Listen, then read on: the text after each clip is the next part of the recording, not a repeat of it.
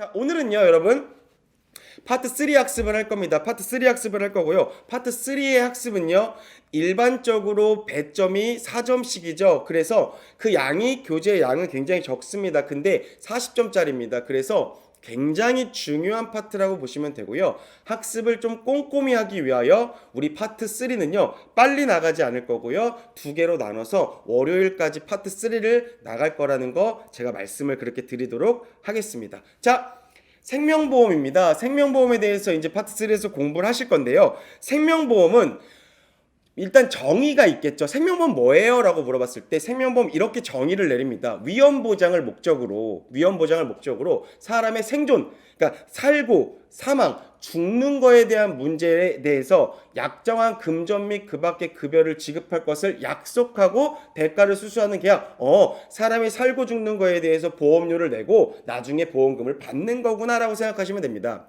자, 오른쪽 위에 보시면요, 생명보험을 정의한 것은 어디다 이 문제를 출제하는데요, 상법이 아닙니다. 보험업법인데요. 상법과 보험업법의 차이는 뭘까요? 상법은 그 상위법이라고 생각하시면 될 것 같고요.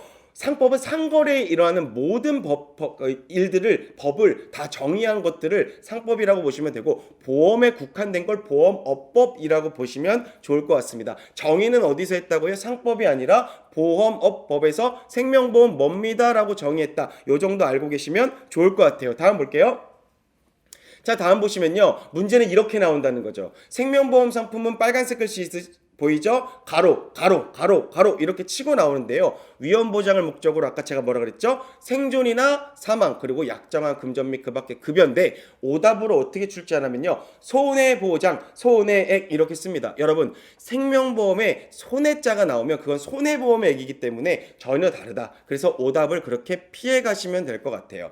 자, 생명보험 정의한 법은 뭐라 그랬죠? 보험업법이다라 그랬고요. 오른쪽에 있는 노란색 박스를 잠깐 보시면요, 현재 사용되고 있는 생명보험 표준 약관은요, 표준 약관이 뭘까요? 여러분들이 받는 약관이라고 생각하시면 됩니다. 그 약관은요, 상법의 보험편의 규정을 토대로 작성되었으며 상법의 규정보다 보험계약자의 권리를 확대하고 있다. 자, 상법의 보험편이라는 게 있고요. 그걸 토대로 약관이라는 걸 만들죠. 우리가 받아보는 그런 약관을 만드는데, 상법의 보험편과 우리가 일반적인 약관이랑요, 조금 달라요. 그래서 어떻게 다르냐? 그냥 이렇게 보시면 될 것 같습니다. 상법보다 우리 약관이요, 계약자 권리를 더 확대하고 있다. 계약자 편에 조금 더 서 있다라고 보시면 아주 좋을 것 같습니다. 그렇게 보고 이 문제 꼭 하나 기억하시고 넘어가면 좋을 것 같습니다. 다음 볼게요. 자, 다음은요, 생명보험의 법규를 잠깐 배울 건데요. 규율들을 좀 배울 건데요. 어떤 법들이 있는지, 어떤 법률들이 있는지를 잠깐만 살펴볼 겁니다. 너무 많죠? 제가 외우라는 것만 딱 외우시면 문제 맞추시는데 크게 어렵지 않습니다. 자, 상법 보험편에서는요, 생명보험 계약관계를 규율하는 법률이 있습니다. 계약자는 누구고요? 피보험자는 어떤 사람들이고요? 수익자는 어떤 사람들입니다. 이거를 법률로 규정하고 있습니다. 그리고 밑에 보시면요, 보험회사의 공동행위를 막기 위해, 예를 들어 볼까요? A, B, C라는 보험회사가 다 모아가지고 쉽게 얘기해서 본인들의 유리한 점만 이렇게 부각시키려고 하는 거예요. 그럼 될까 안 될까요? 안 되겠죠. 그래서 어떤 법이 있냐? 독점 규제, 독점으로 규제하지 마라. 그리고 공정거래, 거래를 공정하게 하라 라는 법률을 마련했다. 독점 규제 법률 정도만 생각하시면 됩니다. 이거는 담합을 방지하기 위함이다 라고 보시면 될 것 같고요. 변액보험 볼까요? 변액보험은 자본시장과 금융투자업에 관한 법률, 그래서 변액보험 나왔다, 투자자를 찾으시면 됩니다. 투자자를 찾으시면 된다라고 보시면 되고요.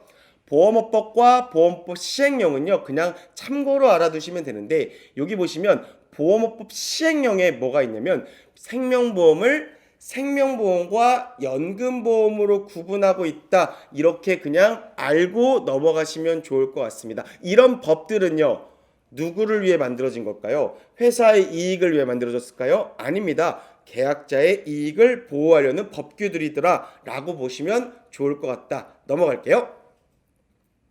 자, 생명보험과 손해보험의 비교 문제는 단골로 출제가 되겠죠. 그래서 생명보험과 손해보험을 비교해 볼게요. 여러분, 생명보험은 아까 사람의 뭐와 뭐를 기준으로 한다 했죠? 생존과 사망을 목적으로 하고 있습니다. 그럼 손해보험은 뭘까요? 재산상의 손해. 손해보험은 이제부터는요, 그냥 단순하게 생각하세요. 자동차 보험 생각하시면 좋을 것 같습니다. 자동차는 내 재산이잖아요. 재산상의 손해가 있고요.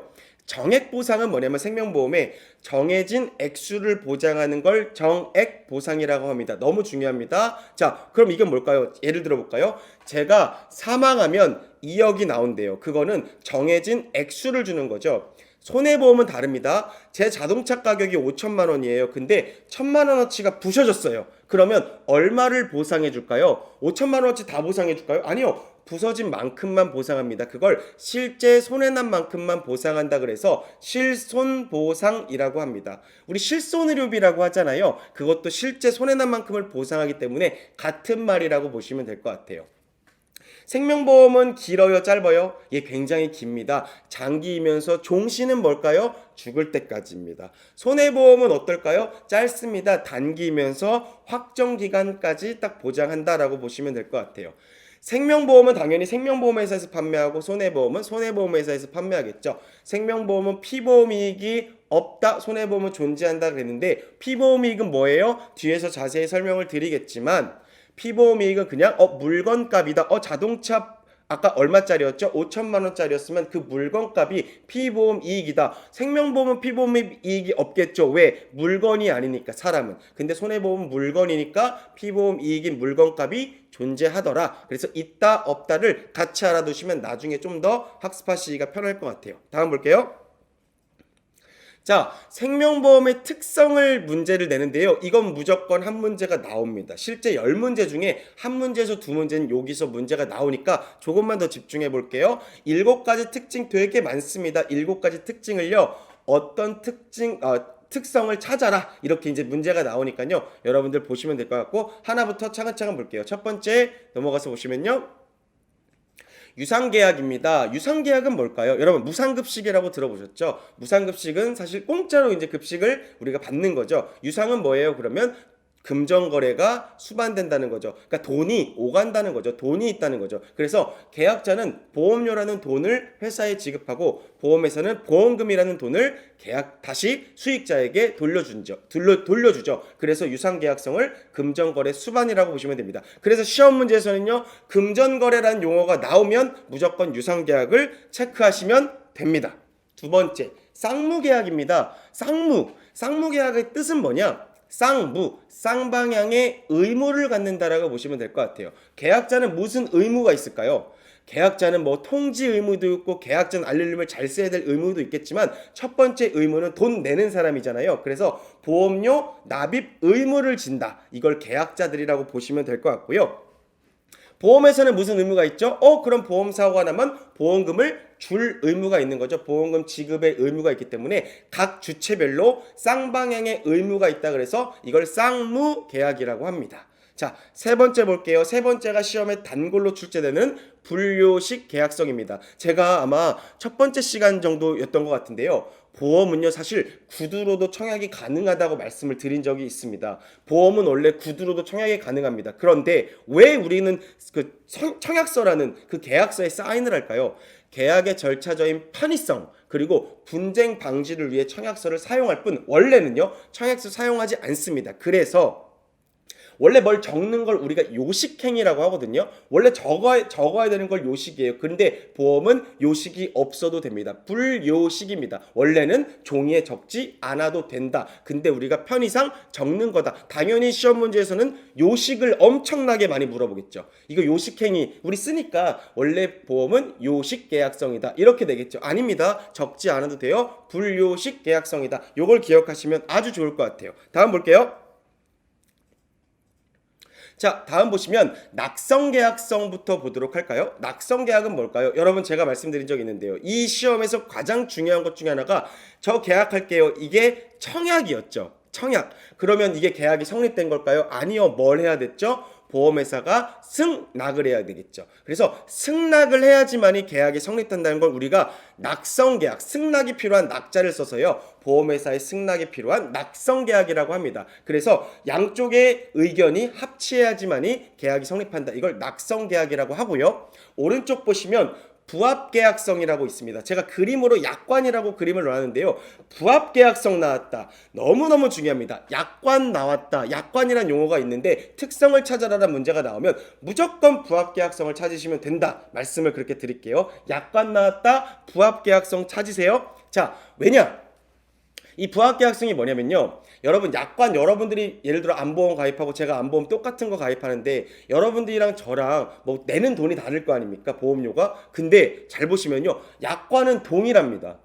개개인의 약관은 한 사람 한 사람 다 만들어줄 수 없기 때문에요. 계약자가 그 약관을 선택해야 되는 거죠. 선택하면 계약하는 거고 선택하지 않으면 계약 안 하는 거죠. 그런 게 이제 부합계약성이라고 보시면 되는데요. 자, 밑에 보시면 약관의 해석이 모호해요. 제가 한번 말씀드린 적이 있었는데 약관의 해석이 모호한 경우 분쟁이 생겼습니다. 그럼 어떻게 될까요? 계약자 입장에서는 약관을 이렇게 해석할 수도 있고 회사 입장에서는 약관을 이렇게 해석할 수도 있겠죠. 그런 모호한 경우에는요.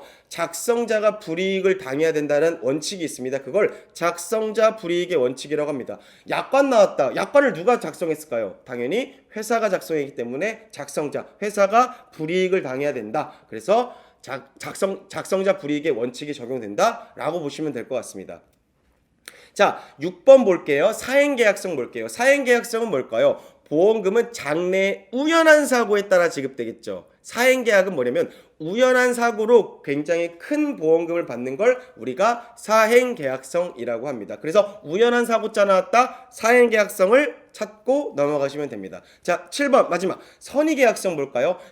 착할 선자를 생각하시면 됩니다. 착한 마음을 가져라. 누가요? 계약자가 계약 전 알릴 의무를 쓸 때 거짓말하지 마세요 라고 하는 겁니다. 그걸 선의계약성. 그러면 선의계약성을 예를 들어서 계약 전 알릴 의무 우리가 쓰는 거 있죠. 고지의무라고 했죠. 고지의무가 나왔다. 계약 전 알릴 의무 나왔다. 뭐 찾고 넘어가자? 선의계약성 찾고 넘어가자. 그렇게 보시면 되고요. 오른쪽에 있는 거. 그럼 만일 고객이 알릴 의무를 위반한 경우는 어떻게 될까요? 라고 물어보거든요. 그럼 어떻게 될까요? 고객이 알릴 의무 위반했습니다. 그러면 계약을 무효 처리하는 것이 아니라 해지 처리합니다. 무효 처리는요. 보험료 환불이 가능합니다. 근데 해지했다는 건 누구의 잘못인 줄 아세요? 계약자가 잘못한 거잖아요. 그러면 보험회사는 해지 처리하는데 여러분 일반적으로 해지한금은요. 내가 낸 거보다 적을 가능성이 굉장히 높잖아요. 그래서 좋지 않겠죠? 계약자 입장에서는. 그럼 당연히 계약자는 어떻게 해야 돼요? 잘 알려줘야겠죠? 선의 계약성입니다. 다음 볼게요. 자, 이 부분에서 아까 그 부분에서 한두 문제 나오니까 꼭 기억하시면 되고요. 이번에 특징 볼게요. 이번에 특징 보는데 이것도 한 문제 정도 출제가 됩니다. 볼게요. 보험은 보일까요? 안 보일까요? 예, 보이지 않습니다. 형체가 없어요. 무형의 상품이죠. 그러다 보니까 구매를 한 다음에 내가 뭐 구매했나? 라는 효과를 느끼기가 어렵죠. 형체가 없습니다. 무형의 상품이란 특징이 있고요. 자, 보험은 과거를 위해서 가입할까요? 미래를 위해서 가입할까요? 당연히 미래 보험 사고를 위해서 가입하죠. 불확실한 미래에 대한 보장, 미래지향적입니다. 그리고 보험은 장기의 그러니까 먼 미래의 그거 효과, 내가 보험 가입했구나 이걸 인식할까요? 아니면 바로 앞에 인식할까요? 먼 미래에 인식하고 장기적인 효과, 효과가 장기에 발휘가 되겠죠. 장래 보험 사고 발생 시점에 내가 보험 가입했구라는 효과를 인식하게 되겠죠. 자, 청약과 승낙이 필요한 상품이겠죠. 청약만이 절대 말씀드릴게요. 청약만이 계약성의 요건이 절대 아니라 뭐 해야 된다 그랬죠? 30일 안에 보험회사가 승낙해야 된다고 했다. 기억하시면 좋고요. 자, 그리고 보험은 마찬가지로요. 다양한 설계가 가능하죠. 계약자의 라이프 사이클, 인생 주기를 고려한 상품이다. 그리고 계약만 하면 될까요? 아니요. 계약 후 관리가 필요한 상품이다 라고 보시면 됩니다. 그리고 맨 밑에 보시면요. 시험 문제 가끔 등장하는데 굉장히 여러분들이 헷갈리기 쉬운 거 하나만 짚어드릴게요. 자, 여러분 보험 가입한 다음에 보험 가입 후 보장 내용 설명하면 될까요? 안 될까요? 언뜻 보면 맞죠? 아닙니다. 왜? 보험 가입 전에 보장 내용 설명하고 가입하셔야죠. 너무너무 당연한 얘기지만 시험 문제 딱 보면요. 이거 맞구나 하고 넘어가는 경우가 굉장히 많으니까요. 아니다. 보장 내용을 설명할 때는 무조건 보험 가입 전에 설명해야 된다. 이것도 알아두시면 좋을 것 같아요. 다음 볼게요. 자, 다음은요. 우리가 지난번에 공부했던 건데 대수의 법칙을 한 번만 더 공부해 보도록 할게요. 그럼 생명보험 상품을 만들 때 어떤 원칙들이 적용되느냐? 대수의 법칙이 적용됩니다. 자, 이거 확률이었죠? 관찰 횟수를 늘리면 일정한 확률이 비슷하게 진행된다. 예를 들어 볼게요. 자, 건강이 나쁜 20대인 홍길동이 있어요. 그리고 건강한 50대인 변사또가 있습니다. 자, 그러면 동일한 보험을 가입한다면 당연히 건강한 50대인 변사또가 보험료를 더 적게 받아야 됩니다. 왜? 건강하니까. 근데 다음 보시면요. 그렇지가 않습니다. 실제로는 어떠냐면 50대인 사람들을 모으고 변사또와 같은 사람들을 모으고 건강하지 못한 홍길동과 비슷한 20대인 사람들을 모으니까 대체적으로 20대인 사람들이 50대인 사람보다 더 건강하더라라는 거였죠. 그럼 당연히 보험료 누가 더 비싸질까요? 50대인 사람들이 비싸지겠죠. 이렇듯 한 사람 한 사람 봤을 때는 그 확률이 일정하지 않지만 여러 사람을 모아 보니까 이 확률이 일정하게 되더라라는 걸 대수의 법칙이라고 합니다. 그렇게 알아두시면 너무 좋을 것 같아요. 다음 볼게요. 다음은 수지상등의 원칙이었죠. 기억나세요? 수지상등의 원칙이 뭐였죠? 보험회사 입장에서 계약자가 납입하는 보험료의 총액과 보험회사가 지급하는 보험금의 합은 같다라는 거죠. 계약자가 내는 보험료의 총액과 보험회사가 지급하는 보험금의 총액은 같다. 요거를 기억하시면 아주 좋을 것 같습니다. 다음 볼게요. 자, 다음은요.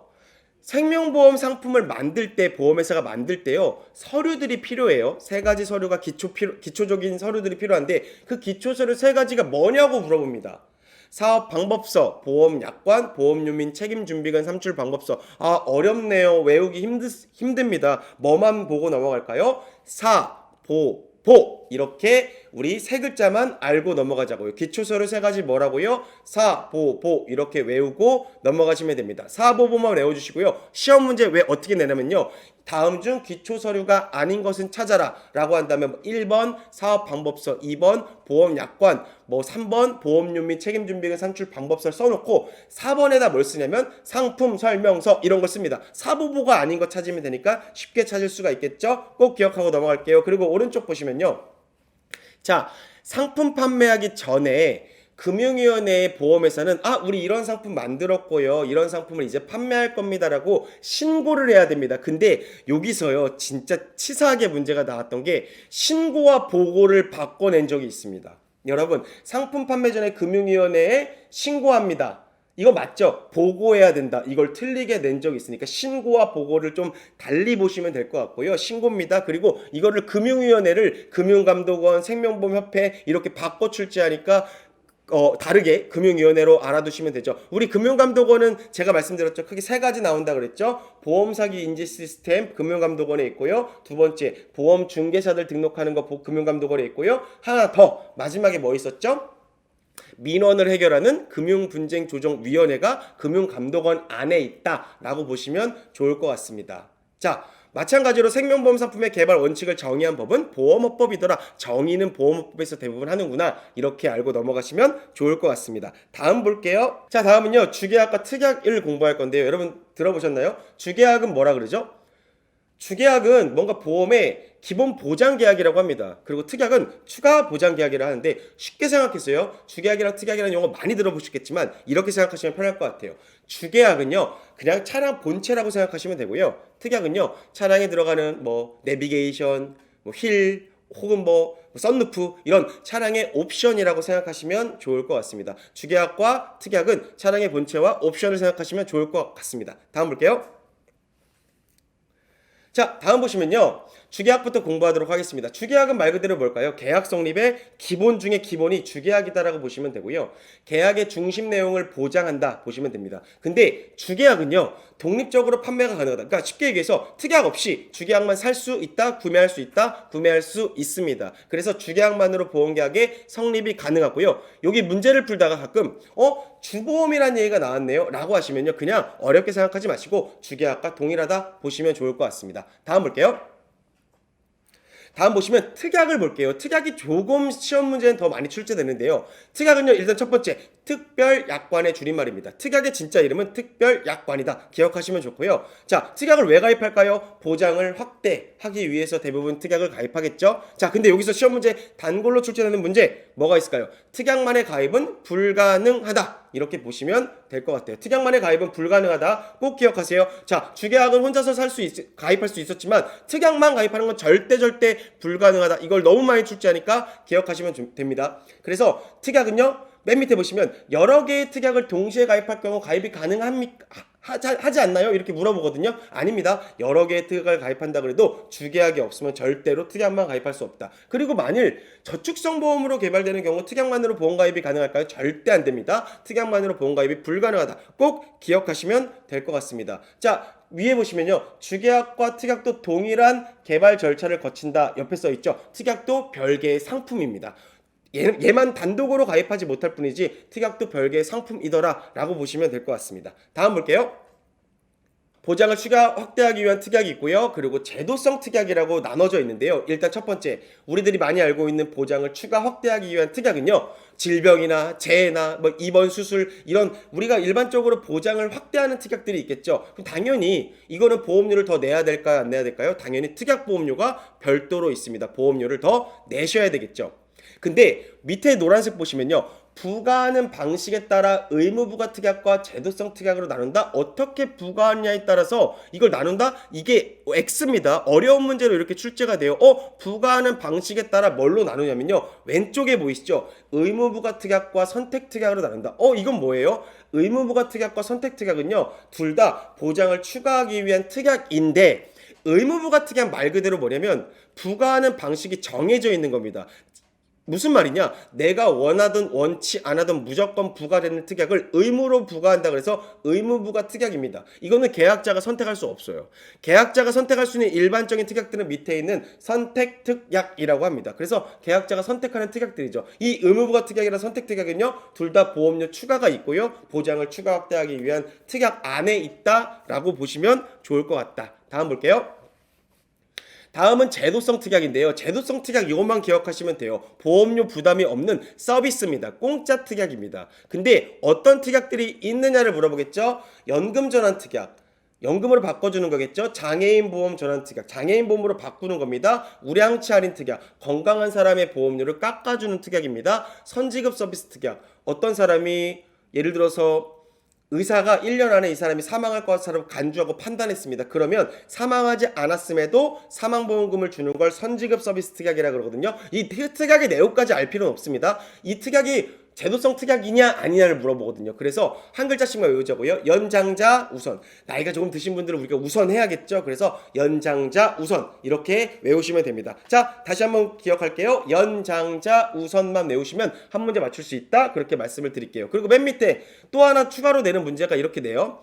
통합보험의 경우, 통합보험은요, 모든 보험 기능이 다 담긴 상품이라고 생각하시면 됩니다. 이런 경우에는요, 피보험자의 가족도 특약을 통해 보장이 가능하더라. 주계약은 누구예요? 저로 해놓고요, 특약에 제 자녀들 보장을 넣는 걸 우리가 가족도 특약을 통해 보장 가능하다라고 보시면 좋을 것 같습니다. 참고로 알아두시면 됩니다. 이런 것들이 기능이 있다. 무조건 주계약은 뭐 아버지가 되고 특약은 자녀가 될 수 있다. 이렇게 그냥 기억하시고 넘어가시면 좋을 것 같습니다. 다음 볼게요. 다음은 확장성에 따른 분류인데요. 이게 좀 시험 문제 요즘 신규로 등장한 부분이라고 생각하시면 됩니다. 자, 확장성에 따른 분류. 여러분, 독립특약이라는 얘기가 있고 종속특약이라는 얘기가 있거든요. 독립특약은 뭐냐면요, 상품을 구분하지 않고 어떤 주계약에도 부과할 수 있도록 개발한 특약입니다. 그러니까 쉽게 얘기해서 독립특약은요, 여러 상품에 다 들어가는 특약들이라 보시면 돼요. 종속특약은 뭘까요? 종속특약 어디에 얽매여 있는 특약이에요. 특정 상품에만 부과할 수 있는 특약을 종속특약이라고 합니다. 이건 여러분들이 나중에 만일 상품에 궁금해서 상품을 막 설계하다 보면요, 자주 보시게 될 용어들입니다. 그래서 굉장히 좀 어려운 용어인데요. 독립특약과 종속특약을 구분해서 알고 계시면 좋을 것 같다 말씀을 드릴게요. 다음은 보험계약의 대상이 누구인가에 따른 분류입니다. 이제 생명보험 상품들을 분류할 건데요. 잘 볼게요. 여러분, 보험계약 대상이 누구냐에 따라서 어떤 보험과 어떤 보험을 나누냐면 이 보험계약 대상이 누구야? 이거 개인이야? 단체야? 그래서 개인보험과 단체보험으로 나눕니다. 근데 이걸 오답으로 어떻게 출제하냐면요. 보험계약자의 수가 몇 명이냐? 이걸로 오답으로 출제하니까 꼭 기억하세요. 보험계약의 대상이 누구냐에 따라서 개인보험과 단체보험으로 구분합니다. 개인보험 말 그대로 뭘까요? 피보험자를 개인으로 한정한 보험이고요. 단체보험은 뭘까요? 물론 단체가, 그러니까 피보험자가 단체가 되는 거죠. 단체의 구성원들을 피보험자로 해서요. 피보험자가 단체 구성원 종업원들이 되는 거고 누가 가입해 주는 걸까요? 단체 또는 그 단체의 대표가 가입하는 걸 단체보험이라고 합니다. 그래서 동일한 회사, 사업장 등의 5인 이상 근로자 고용을 단체 대상으로 하고 있고요. 단체보험의 특징은 뭘까요? 보험료 납입이요. 각각 하는 게 아니라 단체 대표나 단체가 한 방에 해주니까 당연히 계약 관리가 편하겠죠. 그러다 보니까 개인 보험보다 단체 보험이 비교적 저렴한 보험료를 갖고 있다. 그러면 이 단체 보험의 대표적인 게 뭘까요? 종업원들을 위해 퇴직금을 마련해주는 퇴직연금, 그리고 단체 보장성, 단체 저축성 보험 모두 판매합니다. 그래서 단체 보험은 퇴직연금만 판매하는 거 아니에요. 이렇게 시험 문제 나오는데 아니에요. 단체 보장성 보험도 있고 단체 저축성 보험도 있고 다양하게 판매한다라고 보시면 좋을 것 같습니다. 다음 볼게요. 다음은요. 보험 가입의 주 목적이 무엇인가를 이제 물어보는데요. 보험 가입이 목적이 뭐야? 당신 보험 가입을 왜 했어? 라고 물어보거든요. 그거에 따라서 두 가지로 나누어진다. 첫 번째는 보장성 보험, 두 번째는 저축성 보험. 쉽게 생각해 볼게요. 보장성 보험은 신체, 몸에 관련된 보험이라고 생각하시면 됩니다. 딱 떠오르는 게 뭐가 있을까요? 예, 암보험. 그리고 종신보험, 죽으면 나오는 종신보험, 이런 것들이 다 보장성 보험이고요. 저축성 보험 뭘까요? 예, 맞아요. 저축보험이나 연금보험, 뭔가 목돈을 마련하고 내 나중에 노후를 준비하기 위한 보험들, 돈을 마련하는 보험들이 대부분 저축성 보험이다라고 보시면 됩니다. 여기서 시험 문제는요, 보장성 보험은요, 이거는 외우시면 됩니다. 생존 시 지급되는 보험금의 합계액이 기납입 보험료를 초과하지 않는다. 일단 첫 번째, 보장성 보험 나왔다. 초과하지 않는다만 기억하고 넘어갈게요. 왜냐? 이게 좀 복잡한 내용이거든요. 저축성 보험을 보시면 좀 이해가 빠를 겁니다. 저축성 보험은 어떻게 되냐면 생존 시 지급되는 보험금의 합, 여러분 내가 살았을 때 지급되는 회사로부터 받는 돈이 기납입 보험료, 내가 낸 돈보다 많아야겠죠. 자, 제가 저축을 하는데 제가 살아있을 때 받는 돈이 제가 낸 돈보다 많아야지 그게 저축인 거죠. 그래서 그걸 초과한다라고 표현하겠죠. 초과하는 경우는 저축성 보험, 초과하지 않는 경우는 보장성 보험. 일단 이렇게 알고 넘어가시면 시험 문제 맞추는데 크게 문제가 없다. 그렇게 기억하시면 좋을 것 같습니다. 초과하지 않으면 뭐요? 보장성 보험, 초과하면 저축성 보험이다. 이렇게 알고 넘어갈게요. 다음 볼게요. 다음은요. 만기 시 받게 되는 만기 환급금이 보험 가입 금액이 된다. 어려운 문제입니다. 이렇게 가끔 문제를 물어봅니다. 만기 시 받게 되는 만기 환급금 돌려받는 금액이 보험 가입 금액이 된다. 이거를요. 보장성 보험이다 물어봅니다. 그렇지 않아요. 보장성 보험보다는 이건 저축성 보험에 해당한다. 이거를 꼭 기억하시면 시험 문제 맞추는데 좋습니다. 그리고 오른쪽 보시면요.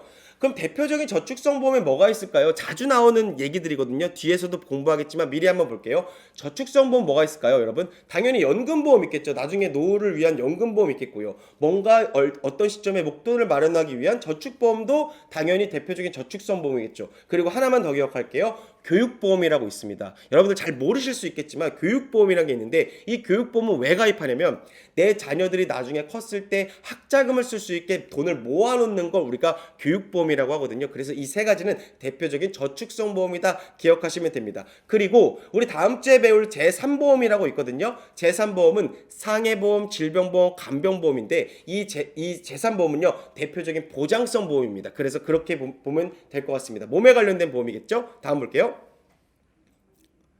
다음은 주보험의 보험사고 기준이 무엇인가에 따라서 또 생존보험과 생사혼합보험과 사망보험으로 나누는데요. 보험사고가 뭐냐? 살아있는 거냐? 죽은 거냐? 아니면 두 개가 섞여 있냐? 생존보험 뭘까요?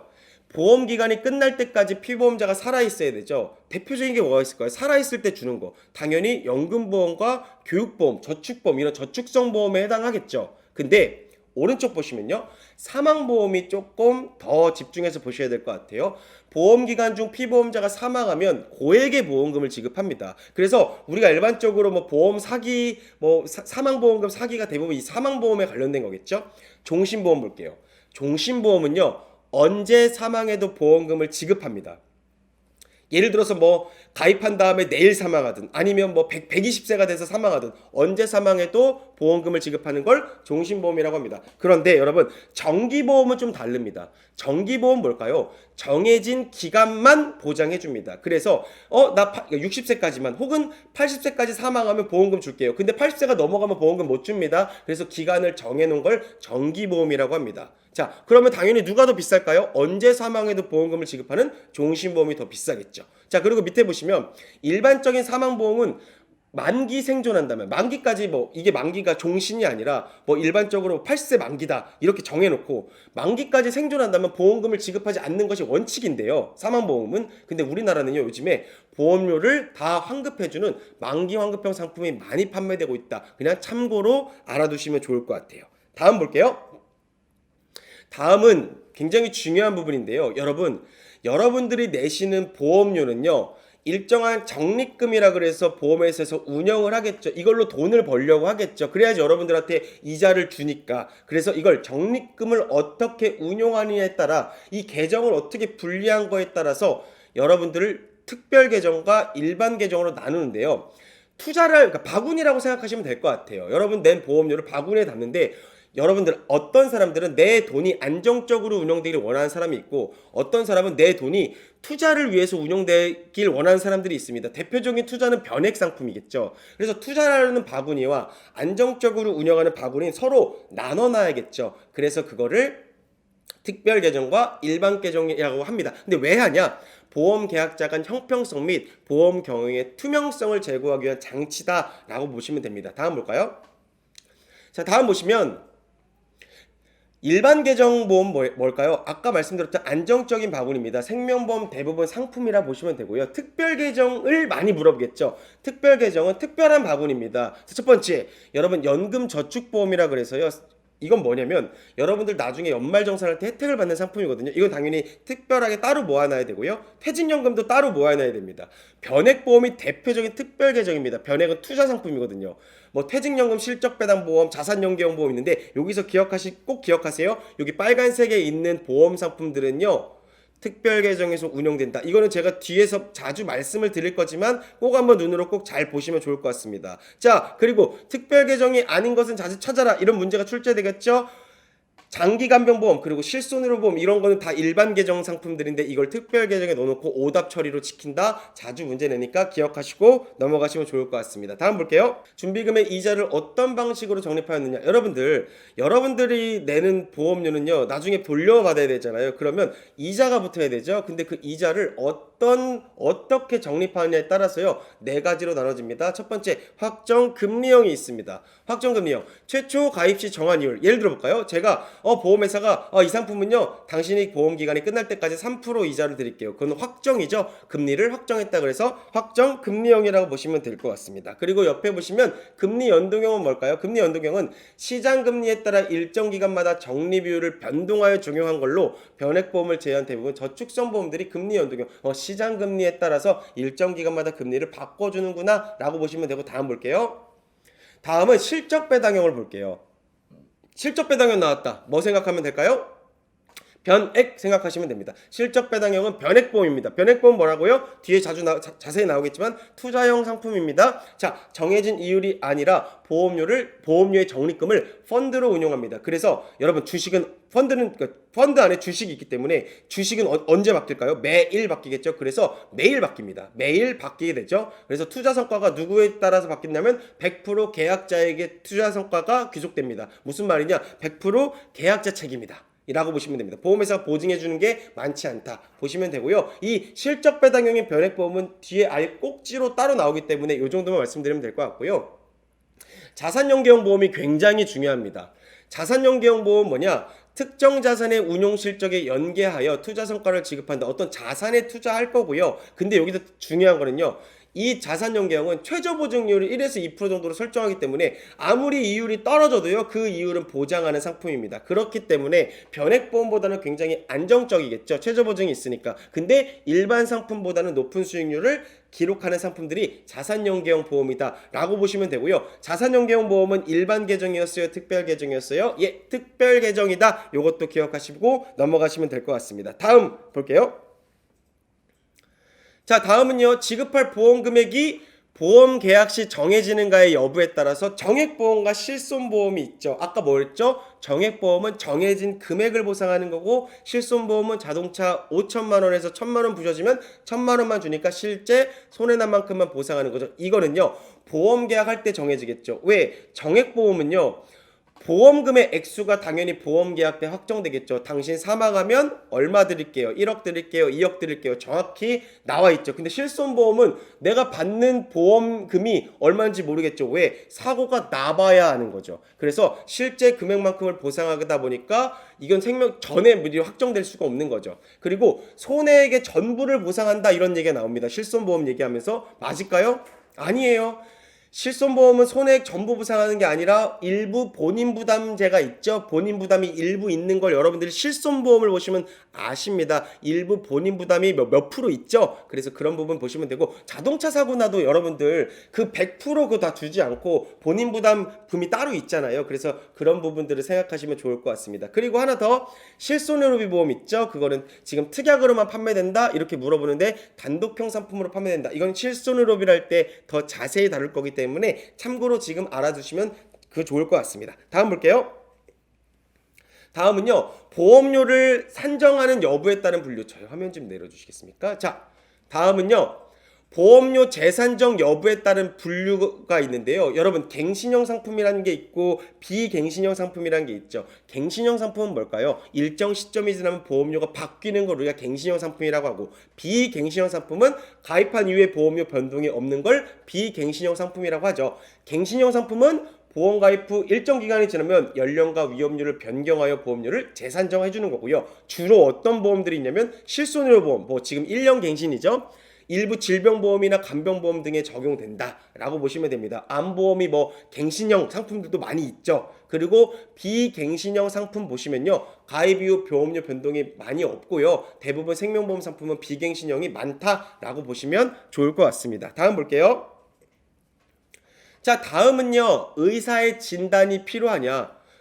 예를 들어서 보험을 계약하는데 의사의 진단을 받고 오세요라고 하는 걸 우리가 뭐라 그랬죠? 진단보험이라 그랬고, 의사의 진단이 필요 없는 걸 무진단보험이라고 했습니다. 기억하시면 좋고요. 보험사업에 따른 이익 배부 여부 기준에 따라서 배당보험과 무배당보험으로 나눈다.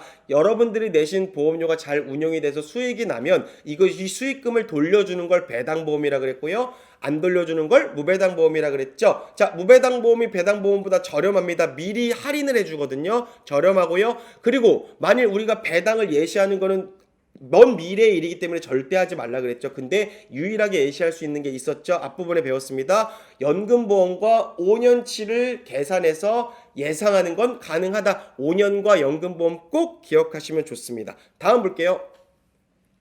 자, 다음은 이제 마지막인데요. 저해지 환급형 보험을 말씀드리고 오늘 강의는 마무리할 건데요. 볼게요. 저해지 환급형 보험 나왔네요. 여러분, 저해지 환급형 보험이 요즘 사실 굉장히 많이 판매하는 트렌드에 있는 상품인데요. 이거는 표준형 보험과 반대입니다. 표준형 보험은 일반적인 보험을 생각하시면 되고, 저해지 환급형 보험은 조금 달라요. 자, 무슨 말이냐?